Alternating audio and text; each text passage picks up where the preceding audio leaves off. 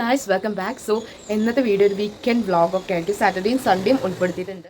ഞാൻ എപ്പോഴും പറയണ പോലെ തന്നെ വീഡിയോ എടുക്കണം എന്നൊക്കെ വിചാരിക്കും, പക്ഷേ മടിയാണ്, അതാണ് സംഭവം. അപ്പോൾ ആദ്യം തന്നെ ഞാൻ പ്ലാൻ ചെയ്തു. ഈ സാറ്റർഡേ സൺഡേ മാത്രമാണ് ഇപ്പോൾ ഞാൻ കൂടുതൽ ഈ പ്ലാനർ ഉപയോഗിക്കാറ്.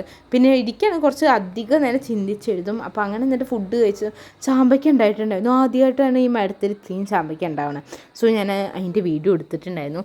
പിന്നെ അതുപോലെ തന്നെ ശനിയാഴ്ചയും ഞായറാഴ്ചയാണ് ഞാൻ കൂടുതൽ ഈ ടു ഡു ലിസ്റ്റ് പോലെ പ്ലാൻ ചെയ്യാൻ നിൽക്കുക. എന്താ വെച്ചാൽ ആ സമയമാകുമ്പോഴേക്കും കുറേ ചെയ്യാനുണ്ടാവും. എന്താ വെച്ചാൽ കണ്ടൻറ് ക്രിയേഷൻ നോക്കണം, അതിൻ്റെ തന്നെ ഗിഫ്റ്റ് ഹാമ്പേഴ്സിൻ്റെ നോക്കണം, പിന്നെ സ്റ്റഡീസ് കൊണ്ടുപോകണം. സത്യം പറഞ്ഞാൽ ഈ ബാലൻസ് ചെയ്യാൻ കുറച്ച് കഴിവ് വേണം. ഞാൻ അപ്പോൾ അതാണ് പഠിക്കുന്നത്, ഹൗ ടു ബാലൻസ് എല്ലാ കാര്യങ്ങളും.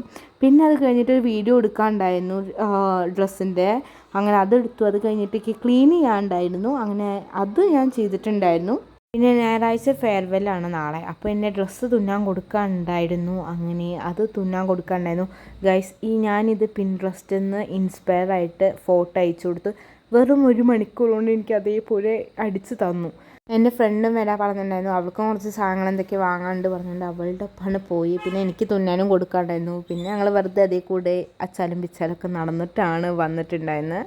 അങ്ങനെ ഒരു 3 മണിക്ക് എപ്പോഴാണ് പോയത്. ഞാൻ വീട്ടിലെത്തിയപ്പോൾ 6 മണിയൊക്കെ ആയിട്ടുണ്ടായിരുന്നു. ഞാൻ പിന്നെ നടന്നു, എന്താ വെച്ചാൽ നല്ല ക്ലൈമറ്റ് ആയിരുന്നു, അപ്പോൾ ഞാൻ നടന്നു.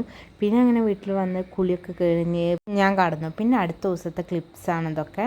അപ്പോൾ ഇന്നാണ് +2കാരുടെ ഫെയർവെല്ല്. ഞങ്ങളാണ് ഫെയർവെല്ല് നടത്തി കൊടുക്കുന്നത്. പിന്നെ അതുപോലെ തന്നെ ആങ്കറിങ്ങും ഒക്കെ ചെയ്യാനുണ്ടായിരുന്നു. അപ്പോൾ എൻ്റെ ഡ്രസ്സിൻ്റെ കാര്യം പറഞ്ഞിരുന്നില്ലേ, ഞാനിതിൽ പിൻട്രസ്റ്റിൽ നിന്ന് നോക്കി ഇൻസ്പിറേഷൻ വെച്ചിട്ടാണ് ചെയ്തിരുന്നത്. അപ്പോൾ ഞാൻ അതിൻ്റെ ഒരു ഫോട്ടോ ഒരു ഭാഗത്ത് കൊടുക്കാം.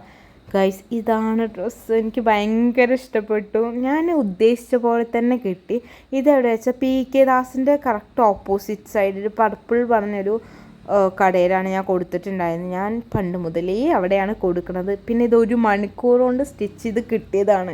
ഞാൻ അതേപോലെ തന്നെ എനിക്ക് കിട്ടിയിട്ടുണ്ടായിരുന്നു. സോ ഞാൻ നല്ല ഹാപ്പി ആയിരുന്നു.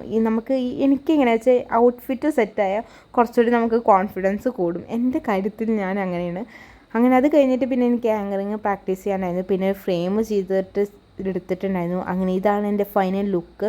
എനിക്കിന്ന് സത്യം പറഞ്ഞാൽ എനിക്ക് ഭയങ്കരമായിട്ട് ഇഷ്ടപ്പെട്ടു. പിന്നെ ഞാൻ പറഞ്ഞല്ലോ, എനിക്ക് ഡ്രസ്സ് ഫിറ്റായി നല്ല സെറ്റായപ്പോൾ തന്നെ കുറച്ച് കോൺഫിഡൻസ് വന്നു. പിന്നെ കുറേ പേര് പറഞ്ഞു ഡ്രസ്സ് നല്ല ഭംഗിയുണ്ട് എന്നൊക്കെ പറഞ്ഞു. അപ്പോൾ എനിക്ക് നല്ല സന്തോഷമായി. നിങ്ങൾക്ക് അതുപോലെ തന്നെ എന്തെങ്കിലും പെട്ടെന്ന് തുന്നാൻ വേണം, അല്ലെങ്കിൽ അടുത്ത ദിവസം ഫംഗ്ഷൻ ഉണ്ടെങ്കിൽ നിങ്ങൾക്ക് അവിടെ കൊടുക്കുക. വേഗം തുന്നിയും കിട്ടും, കറക്റ്റ് ഫിറ്റാവും. പിന്നെ നമുക്കൊന്നും ആൾട്ടർ ചെയ്യേണ്ട ആവശ്യമൊന്നും ഉണ്ടാവില്ല.